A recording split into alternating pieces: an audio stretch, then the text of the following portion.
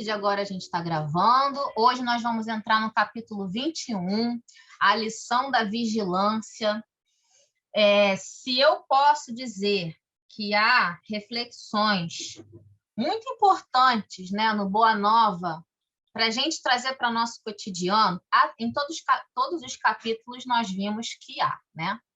Mas se eu fosse pensar algumas, né, Elaine, não dá para tudo. Qual você pensa? Com certeza, as reflexões desse capítulo estariam lá no nosso top 5. Estariam lá nas 5 mais importantes reflexões que a gente precisa trazer para o nosso cotidiano, que a gente precisa trazer para o nosso coração. E a gente vai entender isso ao longo do estudo. Vamos lá, começar.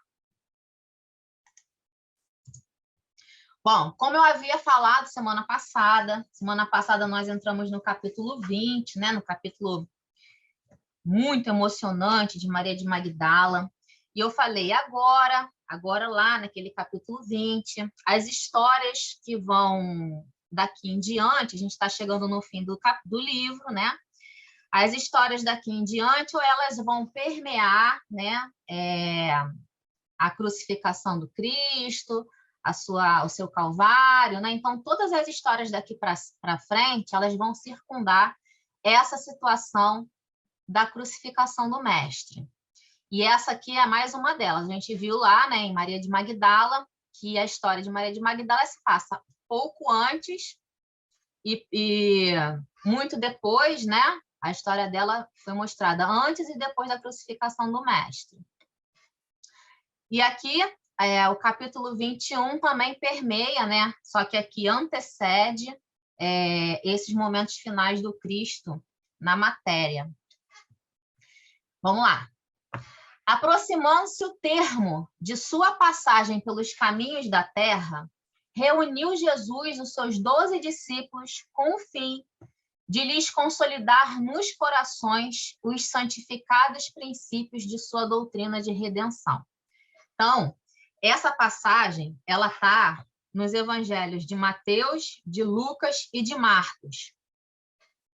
Eu trouxe um trecho, porque vai ser importante a gente ver hoje, né, o trecho que está nas traduções dos evangelhos e o texto que está aqui em Humberto de Campos, né? Vai ser importante a gente fazer essa comparação, porque tem duas importantes informações aqui que Humberto de Campos dá aquela clarada para a gente, né? Dá aquela iluminada no nosso entendimento nessas passagens. É uma das passagens mais famosas, né? Porque uma é que ele, como eu coloquei lá no nosso grupinho, dá a entender, né? Pela leitura assim, invigilante ou pela leitura superficial, mais literal, de que ele teria escolhido Pedro como pai da igreja, né? Mas a gente vai ver que não é isso. Então, ele reúne ali, percebendo, né, que era chegado o momento, que estava chegando o momento, lógico que Jesus percebia, né? Na sua amplitude, ele percebia tudo que acontecia, então ele estava percebendo que ia chegar o momento do início da sua perseguição, da sua prisão, né? E tudo que se sucedeu. Então, ele reuniu ali os discípulos, e o que me impressiona no texto de Humberto de Campos é a clareza com que Jesus fala isso para os discípulos. Ele é muito claro. Olha só o que ele fala. Jesus fitou serenamente os companheiros e, ao cabo de longa conversação, em que lhes falara confidencialmente dos serviços grandiosos do futuro, perguntou com afetuoso interesse. Então, ele falou muitas coisas, né, que Humberto de Campos não colocou aqui. Aqui tem uma importante palavra, né? A Lu está entrando. Uma importante palavra que Humberto de Campos coloca aqui, ó, em que lhes falara confidencialmente dos seus serviços grandiosos do futuro. Olha que interessante, Jesus abriu ali para eles, para esses discípulos, o que Jesus, né, o que seria incumbido a Jesus no futuro. Olha que interessante, mas Humberto de Campos, por algum motivo, né, não colocou aqui. Só deu essa informação. E aí Jesus perguntou, né? Aqui começa o que está lá no... Eu estou aqui com a tradução do Haroldo, tá? tradução do Haroldo do Novo Testamento. O que está lá no capítulo 16 de Mateus, a partir do versículo 13. Na tradução do Haroldo, ele intitulou esse trecho como a revelação de Pedro, tá? Então, vamos ler primeiro aqui no Humberto de Campos, depois a gente lê no texto do Evangelho. Jesus perguntou assim para eles, testando, né? É igual um professor, né? Que fala e depois pergunta. O que vocês entenderam da lição? Então, ele pergunta assim: e que dizem os homens a meu respeito? De alguma sorte terão compreendido a substância de minhas pregações? João respondeu que seus amigos o tinham na conta de Elias. Quem era Elias? Um antigo profeta, né? Que viveu muito antes de Jesus. E que antigo e importante, que regressara ao cenário do mundo depois de se haver elevado ao céu num carro. Olha que interessante essa colocação que João faz. E essa colocação aqui está exatamente assim no texto do Evangelho, tá? Aqui dá a entender que para eles, né, eles já tinham conhecimento, a gente já viu isso antes, né? Já tinham conhecimento do retorno à vida. Eles só não sabiam como isso se dava, né? Do espírito que havia morrido, alguém caiu, retornava, porque João fala isso aqui de uma forma muito simples, né? Muito clara. Ele não fala, haveria a possibilidade de retornar e ir retornando, não.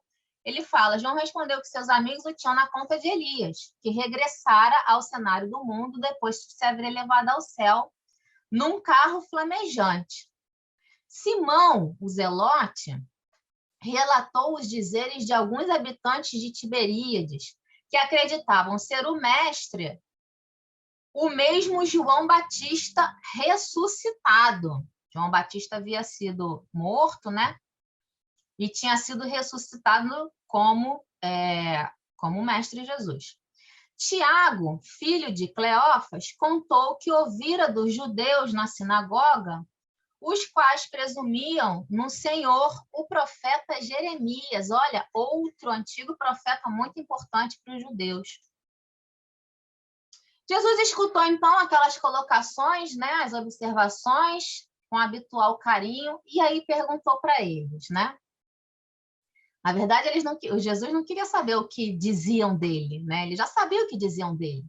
Ele queria puxar a consciência dos discípulos para os discípulos exporem ali para ele o que eles falariam de Jesus, né? Ou falavam ou falariam de Jesus, porque Jesus está preparando eles aqui para a sua partida, né? Os homens se dividem nas suas opiniões, mas vós, o que tendes comungado comigo a todos os instantes, quem dizeis que eu sou? Vocês, que há 3 anos convivem diariamente comigo, vocês que já sabem de tudo que eu vim para trazer aqui para vocês nesses 3 anos, convivemos juntos, o que vocês dizem de mim? Certa perplexidade abalou a pequena assembleia. Simão Pedro, porém, deixando perceber que estava impulsionado por uma energia superior, exclamou, comovidamente, Tu és o Cristo, o Salvador, o Filho de Deus vivo. Bem-aventurado sejas tu, Simão, disse-lhe Jesus, envolvendo-o num amoroso sorriso. Olha o que Jesus vai falar aqui, que é importante. Porque não foi a carne que te revelou estas palavras. Não foi você, por você só, né, na matéria, o Espírito encarnado que revelou isso. Neste momento, mas meu Pai que está nos céus, neste momento, entregaste a Deus o coração e falaste a sua voz. Bendito sejas, pois começas a edificar no Espírito a fonte da fé viva. Aqui a gente vai fazer uma pausa. Esse aqui é o trecho exato, né? Eu tirei da tradução Almeida, Corrigida e Fiel. A gente, quando estuda os textos do Evangelho, a gente estuda com base em várias traduções, né? A gente faz uma comparação e a gente tira algumas, né? Para a gente poder fazer o nosso estudo. Então, essa aqui foi a Almeida Corrigida e Fiel. Tem a Bíblia de Jerusalém, né? Tem essa tradução do Haroldo. Eu tirei esse trecho da Almeida Corrigida e Fiel. Olha o trecho como está lá no Evangelho. Vamos ver se tem semelhança?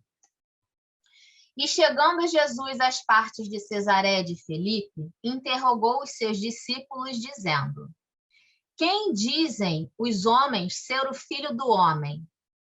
E eles disseram: uns, João Batista, outros, Elias, e outros, Jeremias, ou um dos profetas. Disse-lhes ele: E vós, quem dizeis que eu sou? Está bem semelhante, né, ao texto de Humberto de Campos. Então, a gente pode constatar que esse trecho que está no Evangelho foi isso mesmo que aconteceu até aqui. Simão Pedro, respondendo, disse: Tu és o Cristo, o Filho do Deus vivo. E Jesus, respondendo, disse-lhe: Bem-aventurado és tu, Simão Barjonas. Esse termo Barjonas não é o sobrenome dele, não. Bar quer dizer filho, e Jonas é um nome próprio. Então, era o pai de Pedro, era filho de Jonas. O termo Barjonas quer dizer filho de Jonas. Porque tu não revelou a carne e o sangue, mas meu Pai que está nos céus,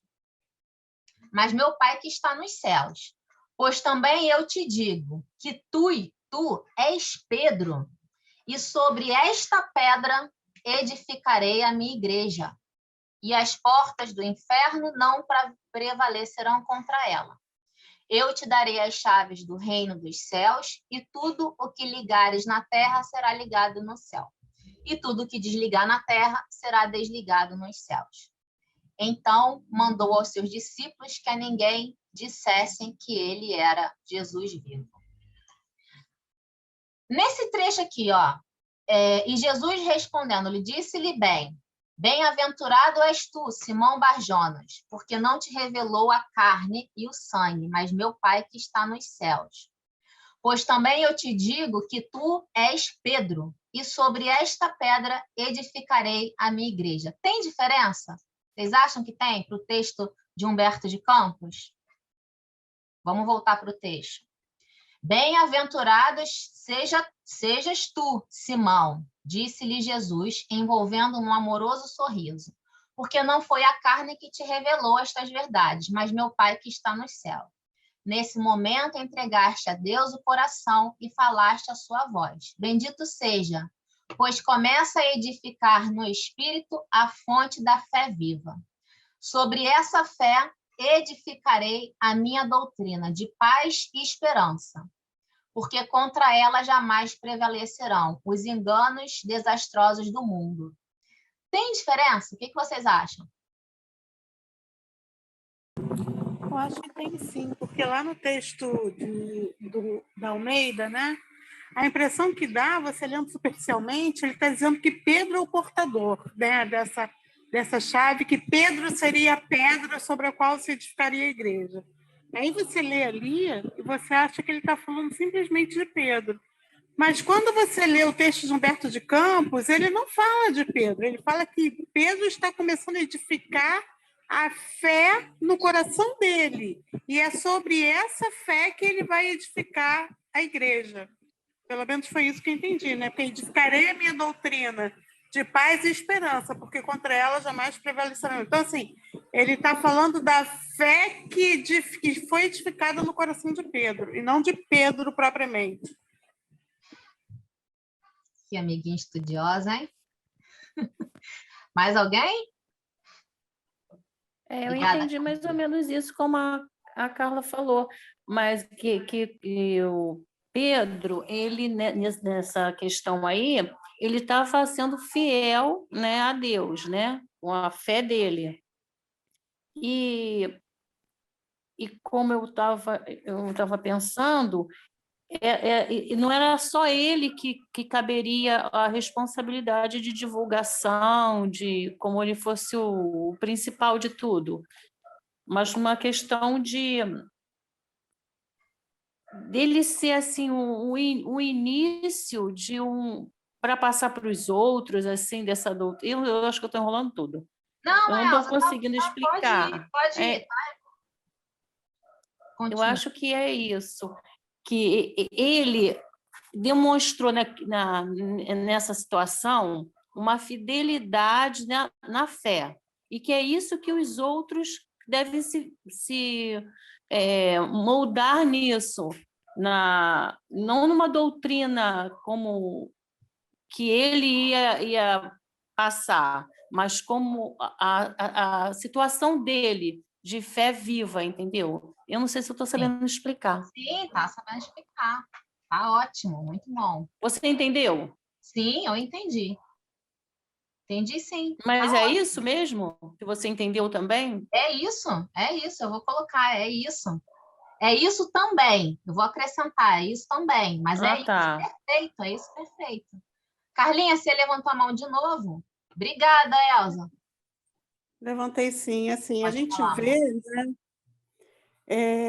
que Pedro acabou assumindo realmente essa liderança do colégio apostólico, né? Quando a gente for estudar Paulo e Estevão, a gente vai ver que ele acaba se tornando o líder lá da Casa do Caminho. Mas aí eu acho que é a partir da própria personalidade de Pedro, e não porque naquele momento ali Jesus disse que Pedro era pedra e sobre a pedra ele solidificaria a igreja, né? Eu acho que é a partir dessa... Foi a partir da experiência de Pedro com a fé que aí, juntando com a personalidade, ele acabou se tornando o líder do colégio apostólico. Ótimo, muito bom. É isso mesmo que eu queria passar e eu acho que eu não soube explicar. Sobre sim, Elza, você explicou. Eu entendi o que você falou. Entendeu sim, deu para entender sim. Eu também. Alguém mais quer colocar? Não? Então, vou resumir o que a Elza e a Carla falaram, né? É justamente isso. Olha esse trecho aqui, ó, onde Jesus disse: neste momento entregastes a Deus o coração e falaste a sua voz. Nesse momento, você está em comunhão com Deus. Bendito sejas, pois começa a edificar no Espírito a fonte da fé viva. No momento em que Pedro se colocou em comunhão com Deus, se entregou na sua fé, ele começou a edificar no seu coração, entregaste a Deus seu coração e falaste a voz. Bendito seja, pois começa a edificar no Espírito a fonte da fé viva. Ele começa a edificar a fonte da fé viva. E qual é essa fonte? É a comunhão com Deus. De lá vem a nossa fé firme, né? A nossa fé viva, não uma fé vacilante, mas uma fé com verdadeira comunhão com Deus. Tanto é que Deus falou através dele. Sobre essa fé, sobre esse padrão de fé que você está agora manifestando, sobre essa entrega completa a Deus, né, que fortifica, é que eu edificarei a minha doutrina de paz e esperança. Então, como a Carla falou e a Elza falou, não é sobre a personalidade de Pedro, até porque a gente vai ver que no momento seguinte ele cai. Né? Há até uma contradição, né, nos estudiosos fora da doutrina, que estudando esse trecho, porque aqui no Evangelho vem a revelação de Pedro, no Evangelho da Bíblia que eu estou falando.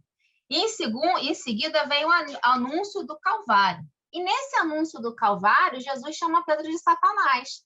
Logo momentos depois de ter falado isso aqui para ele. Então, se a gente pensar fora da caixinha, né, disso que a gente está falando, o trecho fica incompreensível, né? Parece que Jesus é bipolar. Mas a gente sabe que não é isso, né? Porque é justamente isso. Não é sobre a personalidade, sobre o espírito encarnado não é sobre isso que Jesus está falando que vai edificar a sua igreja. Apesar do que a Carlinha falou e a Elza também falou, que depois Pedro até ficou, sim, né, como um grande pai ali, um grande orientador, né, daquele colégio apostólico ali. Por quê? Né, que a gente vai perceber isso no Paulo Estevão. Porque a gente vai perceber isso no Boa Nova também, porque tem uma... Deixa eu ver se é a próxima, que eu não gravo os capítulos, que é só sobre Pedro, né? Deixa eu ver se é o próximo, 21... Não, é no capítulo 26, a negação de Pedro. Nesse capítulo, nós vamos ver esse espírito tendo uma grande reviravolta no seu coração, né? E depois isso vai continuar lá em Paulo Estevão. Então, essa fé dele, ele conseguiu, né, depois de ter passado por grandes situações que deixaram ele triste, sentimento de culpa, de ter abandonado o mestre, ter negado ele, depois de ter passado por esse turbilhão, quando o mestre retorna, né, não só ele como os outros, ele tem um grande despertar. E ele pega, assim como Paulo, né, como Saulo, né, que era muito rígido com a lei, ele vira, né, a chavinha e toda essa rigidez que ele tinha com a lei, ele coloca na força dele de trazer a mensagem do Cristo. Mais ou menos vai acontecer isso com Pedro, né?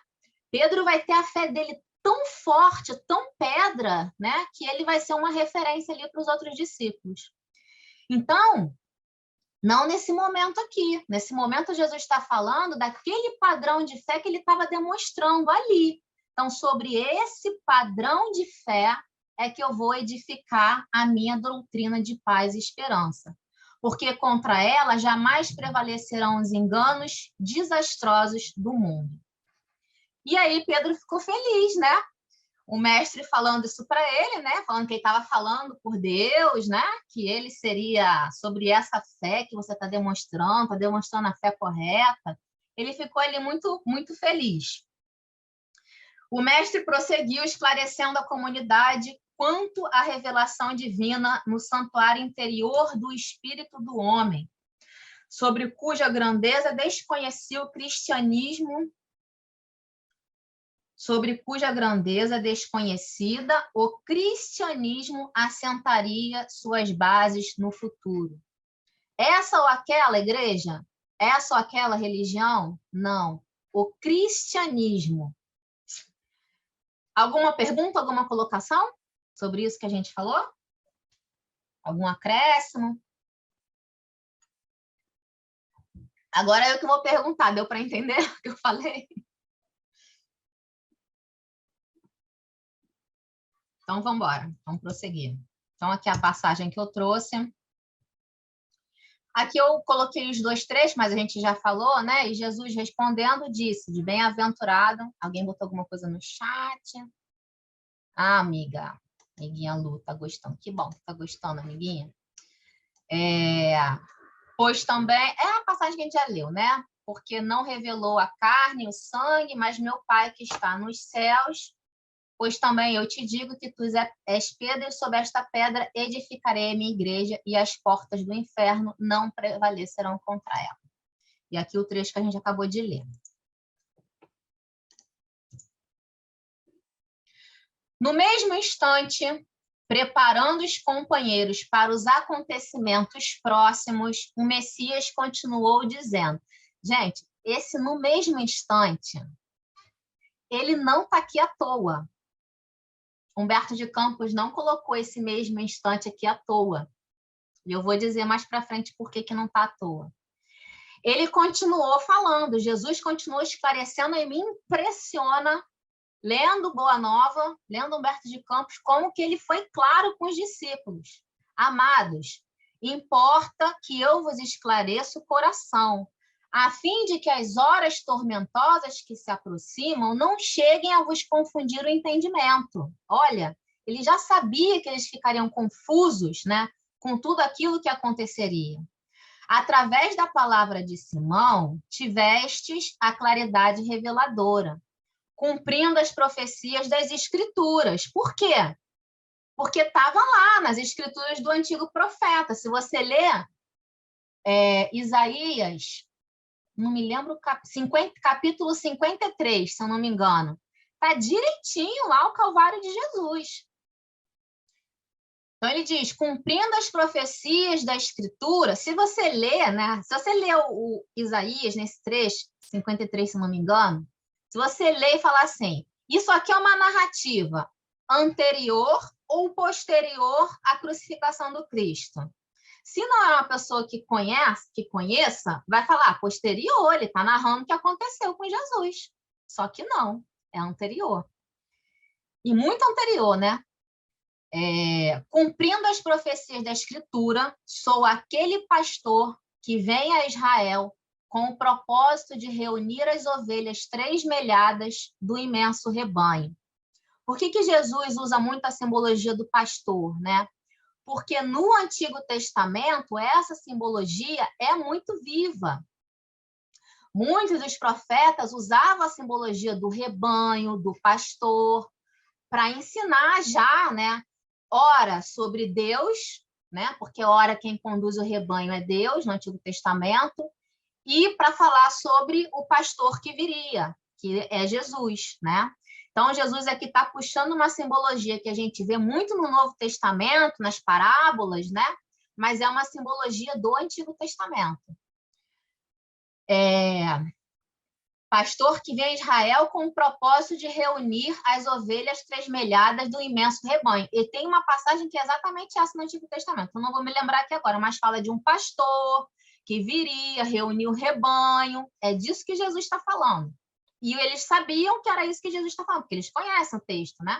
São judeus.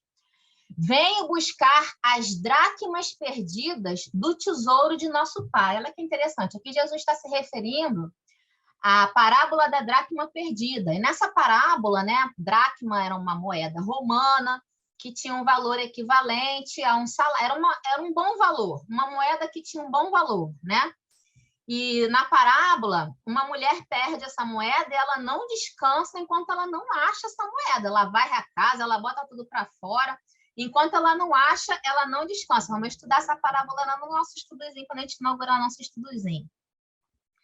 E Jesus, no final dessa parábola, ele compara essa busca dessa mulher por essa moeda, que tem um valor considerável, à busca dele, né, pelos pecadores. Ele diz que a alegria que né, aquele pecador que se arrepende.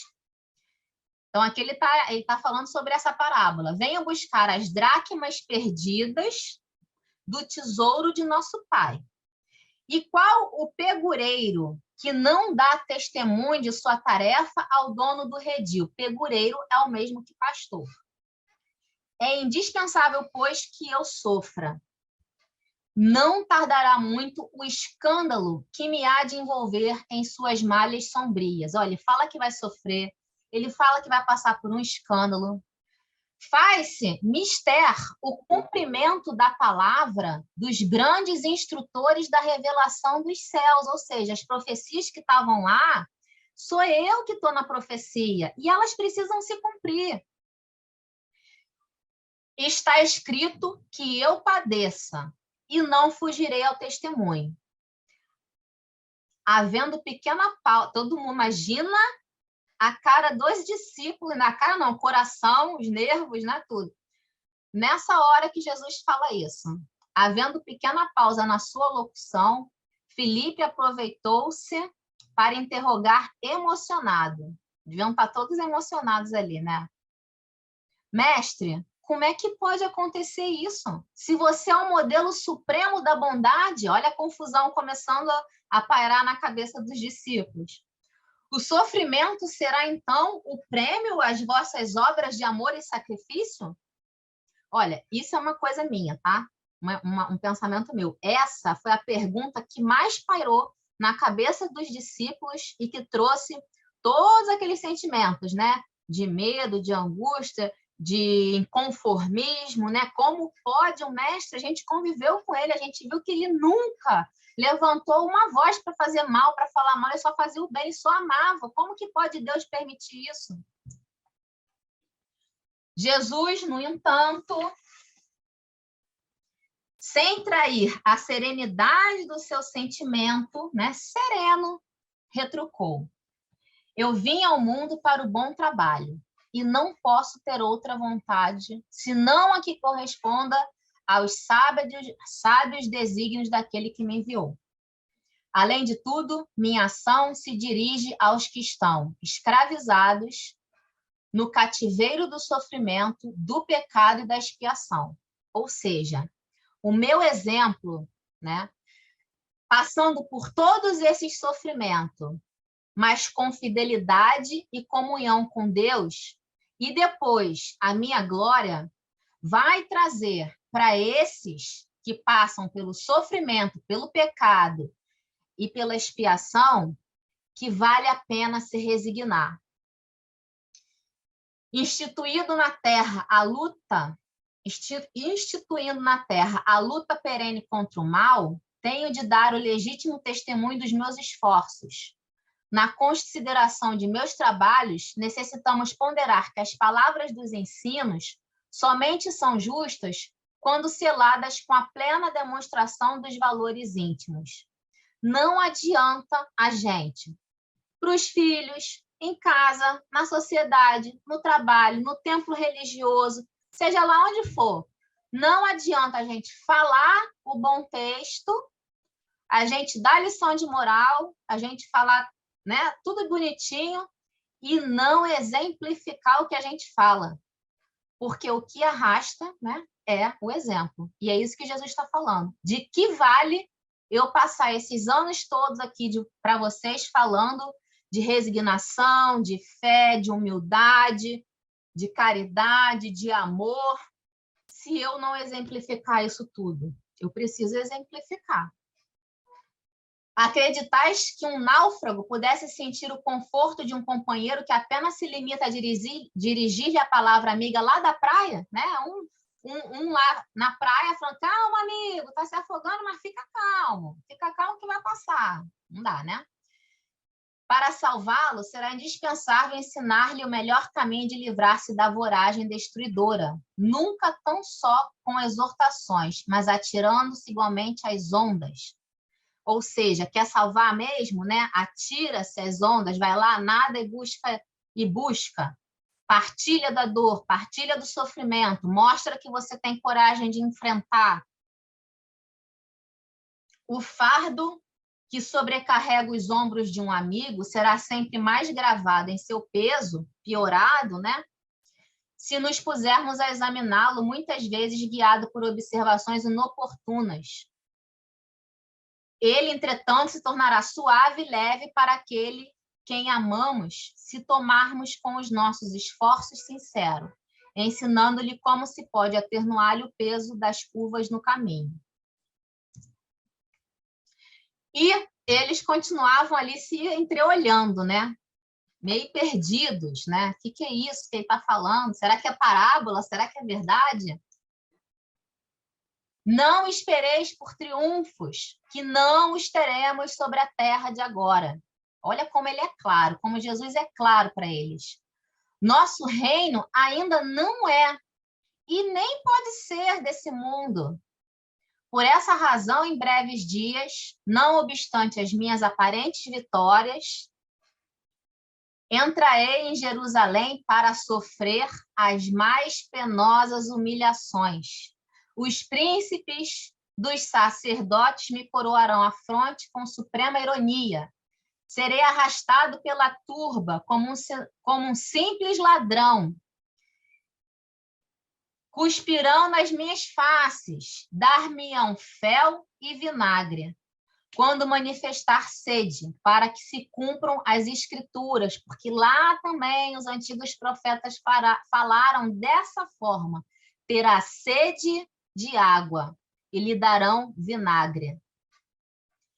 Experimentarei as angústias mais dolorosas, mas sentirei em todas as circunstâncias o amparo daquele que me enviou. Nos derradeiros e mais difíceis testemunhos, terei meu espírito voltado para o seu amor e conquistarei com o sofrimento a vitória sagrada, porque ensinarei aos menos fortes a passagem pela porta estreita da redenção, revelando a cada criatura que sofre o que é preciso fazer, a fim de atravessar as sendas do mundo, demandando as claridades eternas do plano espiritual.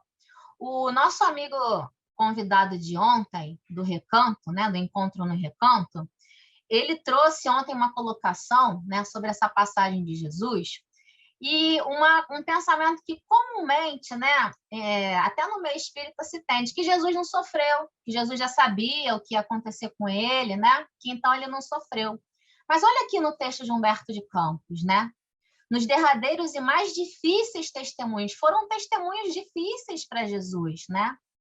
Não, ele não sofreu os tormentos como nós sofremos, porque Jesus não tem mais, né?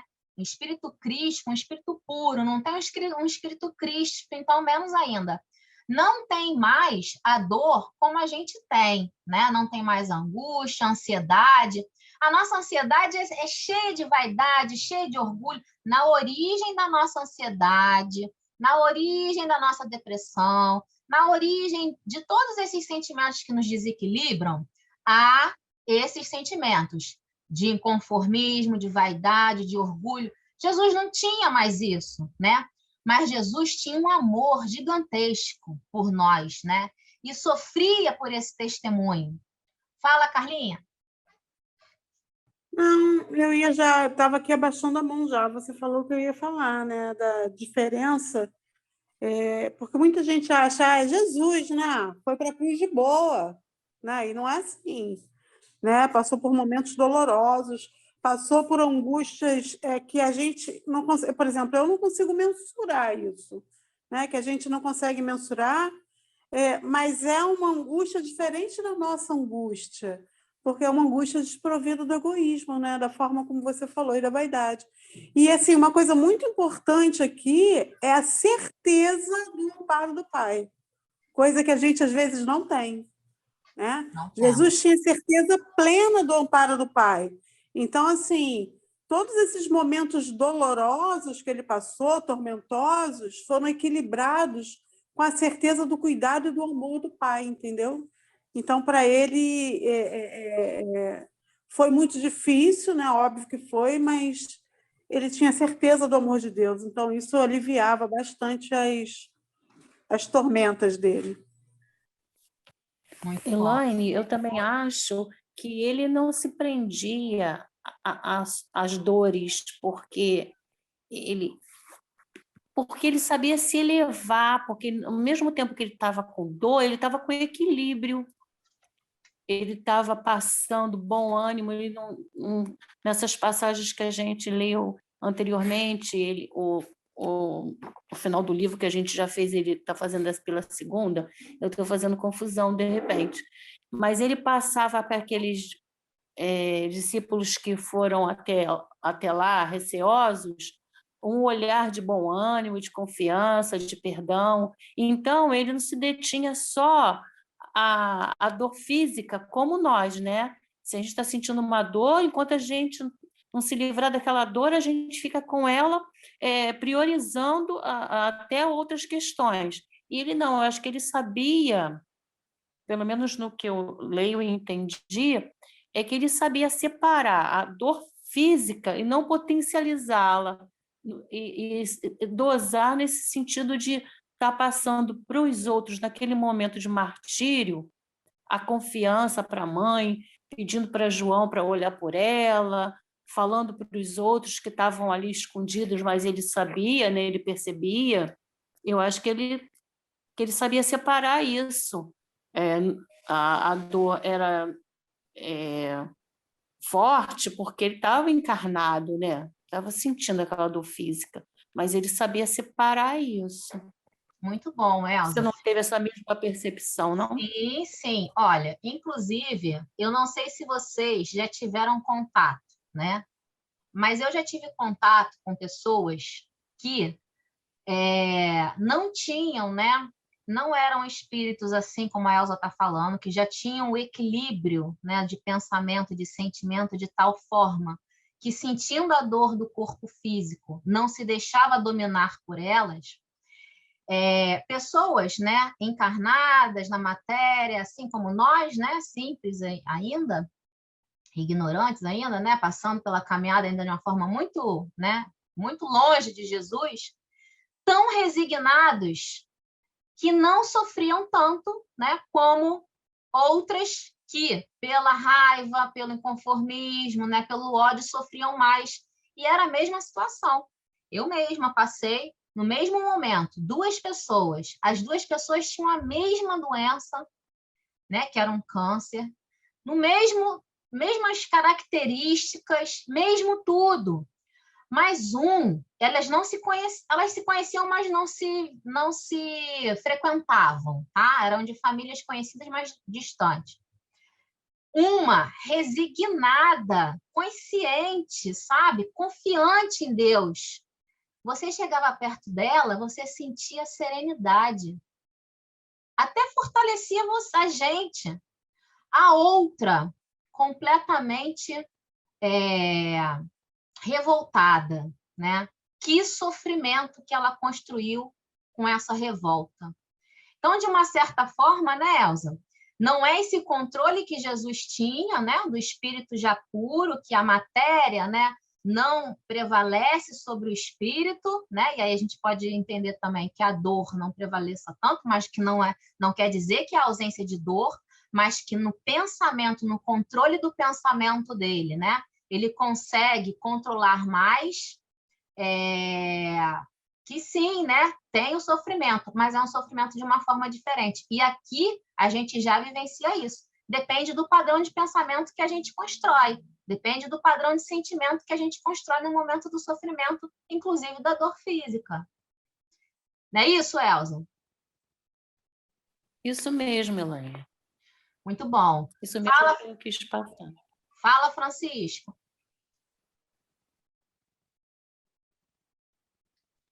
A Rose me lembrou bem aqui, o povo lá da Índia. O que acontece? Jesus, na verdade, a gente está estudando aqui a doutrina do Espírito, né? E Jesus veio mostrar para a gente o seguinte, que o que a gente tem que fazer através de tudo que ele ensinou é se libertar da matéria, né? Para evoluir. O que acontece? Os yogis, eles têm não só o estudo da espiritualidade, estudo das leis do espírito, mas também na matéria. Eu acredito que Jesus não sofreu, justamente porque os yogis não estão no nível de Jesus. E os yogis conseguem eles conseguem parar o coração, parar um órgão, você pode queimar, são histórias que, sabe, o cara meditando, aí as formigas, os bichos lá comendo ele, e ele na dele lá. Então, assim, Jesus é o cara, né? Então, né, não estou dizendo que eu estou certo, não. Isso aí é um pensamento meu. Que ele não sofreu, ele simplesmente estava ali para dar exemplo, né? Ele não fugiu, como quem sofreu foi a gente. Quem sofreu foi a gente, como ela falou. E até hoje, né, a gente, quando imagina, sofre. Como está no texto aí, assim, ele veio exemplificar. Então, não podia ser de outra forma, né? Ele não podia, lá na salinha, lá no conforto dele, exemplificar tudo isso aí. Então, foi necessário, né? Tudo isso. Então, assim, no meu ver, ele não sofreu dor, né? Como nós sofremos, né? Mas isso também não quer dizer que ele, né? Isso é que eu vejo. Mas pode ser que ele tenha sentido, né? Entendeu? Sim, a gente fica nesse âmbito, né, do que a gente consegue alcançar, né? Mas a gente não tem como alcançar, como foi que a Carla falou, né? Não tem como a gente saber de verdade, né? A gente pode, com a razão, né, estudando, comparando, a gente pode alcançar. Mas olha, Francisco, uma coisa eu sei, né, que eu posso afirmar. A dor de ver nós, né, que estávamos lá, errando e sabendo que a gente sofreria por errar, né? Como a gente errou, essa dor, de fato, ele sentiu, né? Essa dor de ver, né, as suas ovelhas ali fugindo ainda, né, dos seus ensinamentos, sabendo que sofreríamos muito e até hoje, né, sofremos. Essa dor, esse pesar, esse espírito sentiu, né? Carlinha, quer falar? Acho que você está lendo meus pensamentos. Eu só queria falar porque tem lá, né, o sofrimento físico. A gente não tem como mensurar o sofrimento físico de Jesus, né? Mas assim, ele colocou, né, Deus, por que me abandonaste? Pai, por que me abandonaste? Então, assim, ainda que o sofrimento físico dele possa ter sido aliviado por conta, né, de todas essas questões, né, energéticas, do perispírito, tarará, tarará, o que eu não acredito, eu acredito que Jesus sofreu sim, né, talvez não sofreu com a dor do sofrimento, o peso do sofrimento que a gente coloca normalmente, mas ali houve algum sofrimento, né? Eu acho que a dor maior dele foi a dor moral, justamente, de perceber que a gente não havia entendido a mensagem. Eu acho que essa dor dele, né, dor entre aspas, né, porque Jesus também não teria dor moral, porque Jesus conhece cada um de nós, todas as nossas potencialidades, tudo aquilo que a gente tem de sombra. Então, assim, Jesus no alto da cruz, olhando aquela multidão ali, ele sabia exatamente o que cada um tinha ali de bom, de sombra e de luz. Então, assim, mas eu acho que a questão da mensagem não entendida deve ter pesado de alguma forma, entendeu?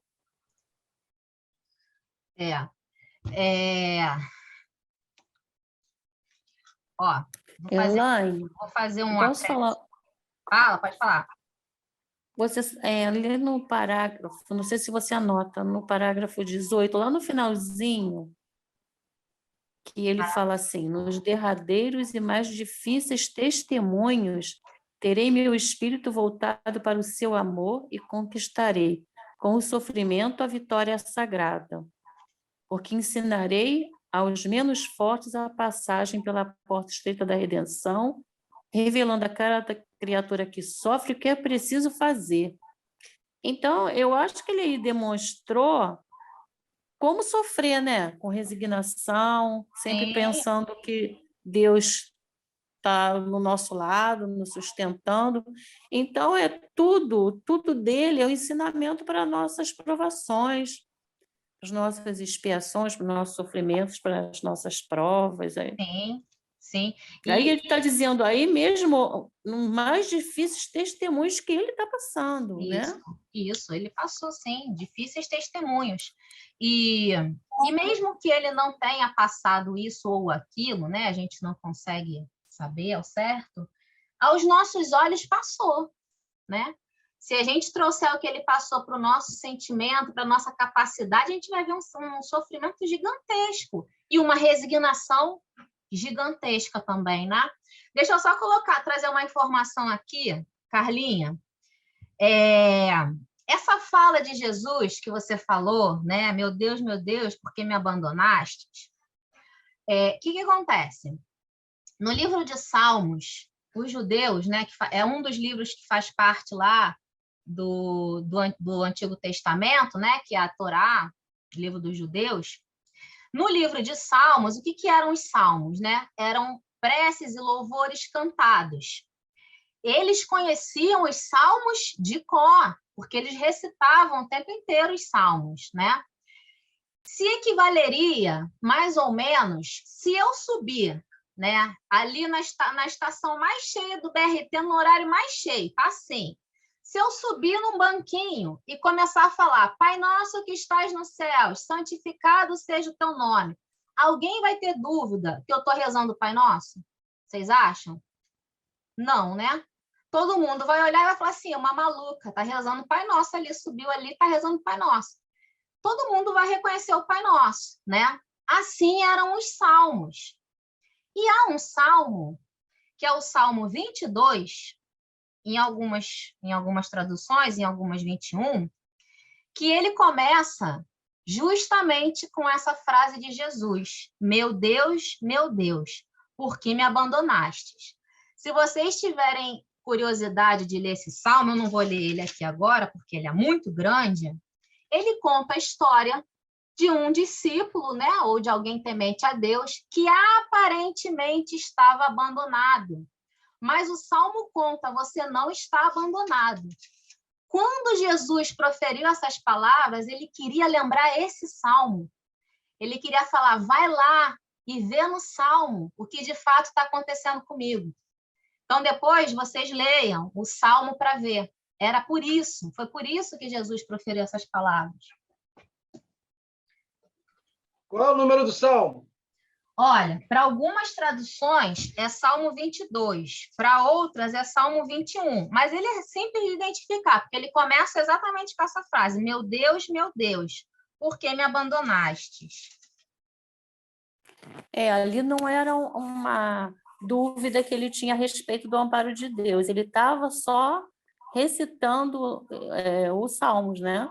Ele recitou o início para que eles identificassem, né? E aí eles sabiam na hora, quem escutou, né? Que ele estava falando desse salmo. Vamos prosseguir. Olha esse trechinho. O mestre calou-se comovido. Ué, espírito de luz se comove? Espírito Cristo se comove? Claro que sim. Não a comoção nossa, né? Mas sim tem a comoção. Se calou comovido.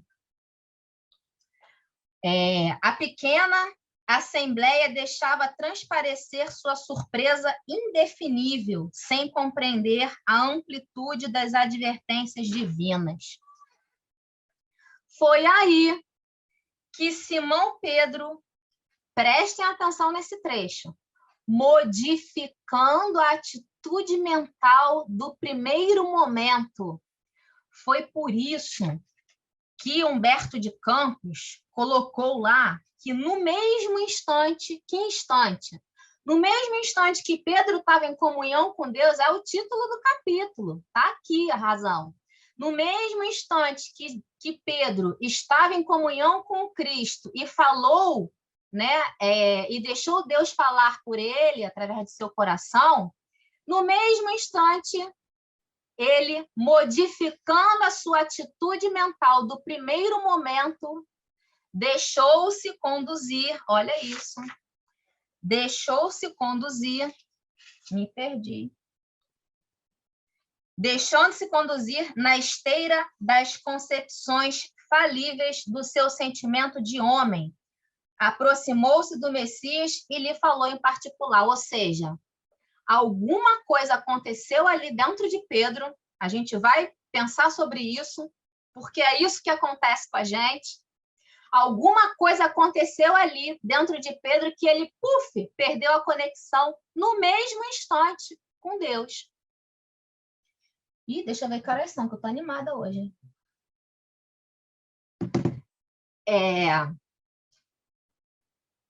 Mestre, convém que você não exagere, né, mestre? As vossas palavras. Olha ele chamando a atenção de Jesus.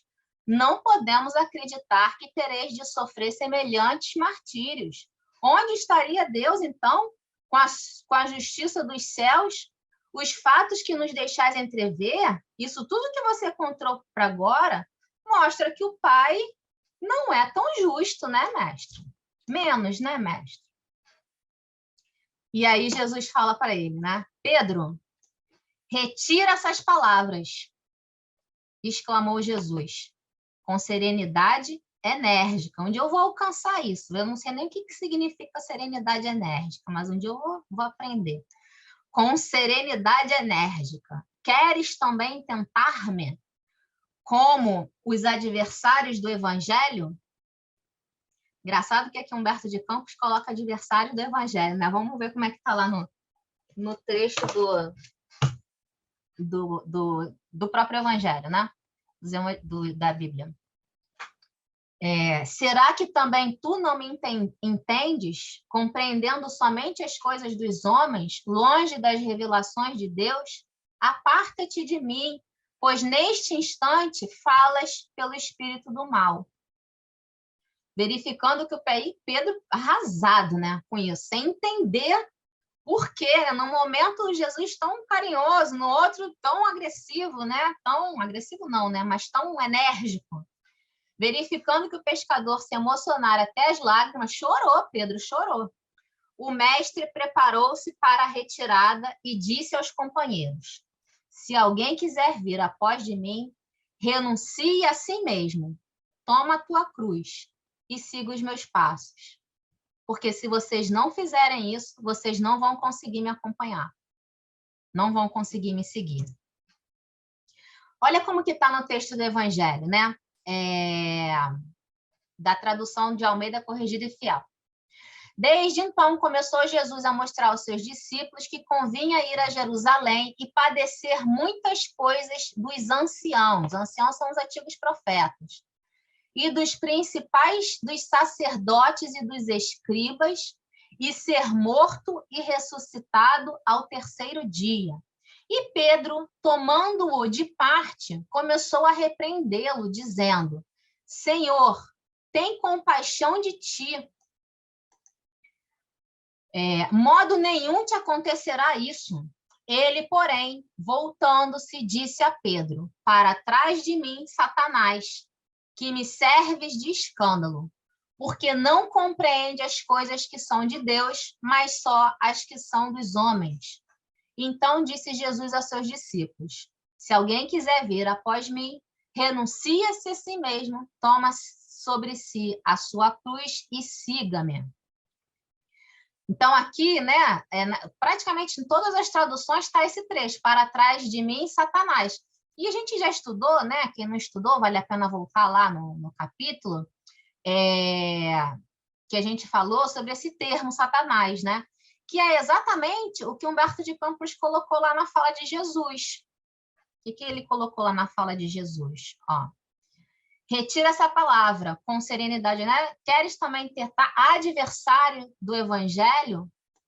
Queres também tentar-me como os adversários do evangelho? Né?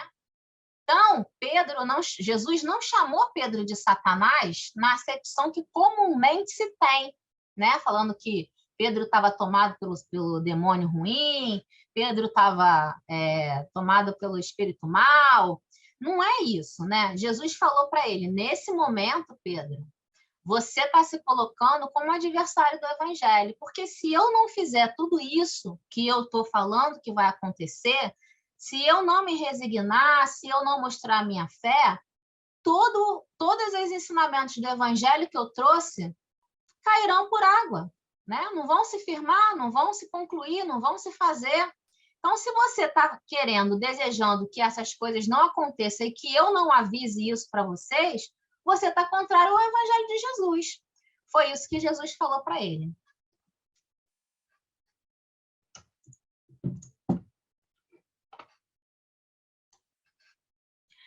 No dia seguinte, a pequena comunidade se punha no caminho, vivamente impressionada com as revelações da véspera. Foram para a estrada, né? Começaram a caminhar em direção a Jerusalém. Simão seguiu humilde, cabisbaixo. Simão ficou triste, né? Não conseguia compreender por que motivo Jesus foi tão severo com ele. Em verdade, ele queria o melhor nas suas expressões irrefletidas e reconhecera que o mestre lhe perdoara, pois observava que era sincero o sorriso e o olhar compassivo que o envolvia, ou seja, né? Ele estava triste, não tinha compreendido ainda, mas percebia ali naquela caminhada que Jesus não estava tratando ele mal, né? Então, ali na concepção dele, né, analisando ali a situação pelos comportamentos, ele via que não, ele não tá bravo comigo, mas eu não entendi o que aconteceu, mas ele ainda me ama. Sem poder sopitar suas emoções, o velho discípulo aproximou-se novamente de Jesus, interrogando: Mestre, por que razão mandaste retirar as palavras em que vos demonstrei o meu zelo de discípulo sincero? Alguns minutos antes não haverias afirmado que eu trazia aos companheiros a inspiração de Deus? Por que motivo logo após me designava como intérprete dos inimigos da luz? Eu vou parar por aqui e eu vou deixar uma reflexão. A gente vai continuar semana que vem. E eu vou deixar aqui uma perguntinha para a gente concluir semana que vem, né? Aqui estão os dois trechos. Primeiro trecho que Jesus fala que bem-aventurado seja tu, Simão, né? Porque não foi a carne que te revelou essa verdade, mas meu Pai que está nos céus. E como disse Humberto de Campos, no mesmo instante, né, momentos seguintes, ali, numa mesma fala, numa mesma situação, ele fala para Pedro, né? Pedro, retira essa palavra, exclamou Jesus com sinceridade enérgica. Querem também tentar-me como adversário do Evangelho? Eu vou deixar duas perguntinhas para vocês, tá? O que vocês acham, o que vocês entendem, qual foi o processo, seja de pensamento, seja de sentimento, que aconteceu com Pedro, que ele perdeu a conexão com o Pai, e não só perdeu a conexão com o Pai, né? Ficou totalmente ligado às questões da matéria. O que vocês acham? Que processo foi esse? O que demandou esse processo em Pedro? E se isso acontece com a gente, em que momentos isso acontece com a gente? Então, essas reflexõezinhas, o capítulo não acabou, falta um trecho pequeno ainda, mas antes de encerrar o último trecho do capítulo, a gente vai voltar nessas reflexões aqui semana que vem. Tudo bem? Alguém quer falar?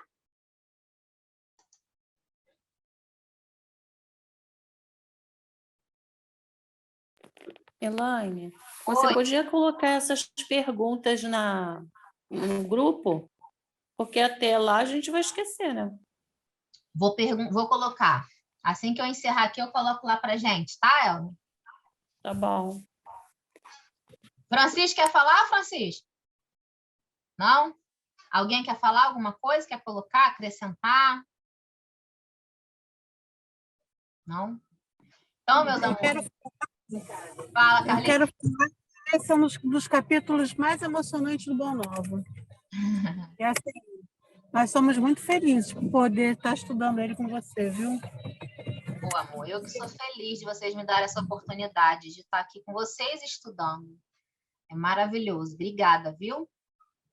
É um capítulo que traz uma reflexão, como eu falei no início, que diariamente a gente deveria ter. A gente vai ver no encerramento dele, né, o porquê disso que eu estou falando, mas é um desses capítulos que a gente deveria colocar um pensamento, né, e prender na geladeira, porque altera o nosso dia inteiro, né, isso que a gente vai ver. Então, vamos encerrar. Vou colocar lá, a Elza pediu, assim, ó, quando eu fecho aqui, eu tenho que deixar o computador sozinho um pouquinho, porque ele vai processando, vai guardando a gravação no computador, ele vai processando até de 1% até 100%. Então, demora um pouquinho, mas logo que terminar, para não esquecer, eu vou botar lá no grupo as perguntas, tá bom? Meus amores, muito obrigada. Uma noite de muita paz para vocês, tá? E alguém quer fazer a nossa prece de encerramento?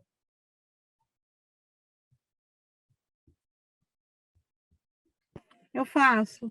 Oba.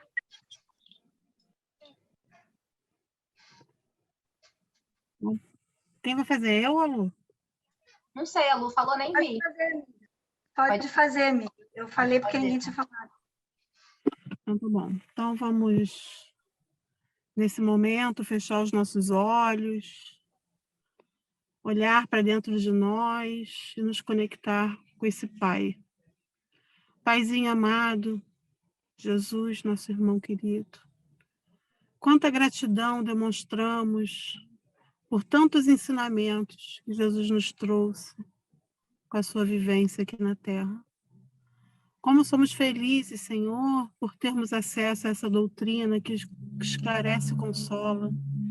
Como somos felizes, Senhor, por ter contato com essa obra tão linda, que nos traz e nos faz vivenciar cada passagem do Evangelho como se fôssemos espectadores reais de toda aquela vivência. Obrigada, Jesus, por tanto que nos dás, pela oportunidade da vida, por esse recanto que nos acolhe, por estarmos aqui unidos, fraternos, irmanados, nesse sentimento maravilhoso que brota, que jorra do teu coração magnânimo. Abençoa, Jesus, a cada um desse estudo, a cada um dos seus componentes. Abençoa, Jesus, a cada um dos nossos amores, abençoa toda a humanidade, Senhor. E cada um que esteja nesse momento passando por qualquer dificuldade, possa receber o bálsamo consolador do teu amor, da tua luz. Que possa ter a certeza de que o Pai sempre cuida de cada um de nós e sempre nos ampara. E Jesus trouxe a mensagem de que é possível passar pelas dificuldades, de que é possível sentir o amparo do Pai, o amparo do Mestre. Então, que sejamos fortalecidos em nossa fé, para que possamos alcançar esse sentimento de paternidade divina. Fica conosco, Jesus, hoje e sempre, nos amparando, nos guiando, nos acolhendo. E te pedimos, Senhor, em nome de Deus, nosso Pai, a permissão para encerrarmos o estudo do Boa Nova desta noite. Seja conosco, Jesus, hoje e sempre, que assim seja. Assim seja. Obrigada, Carlinha. Beijo, amores. Fiquem com Deus. Até Boa terça. noite. Boa noite.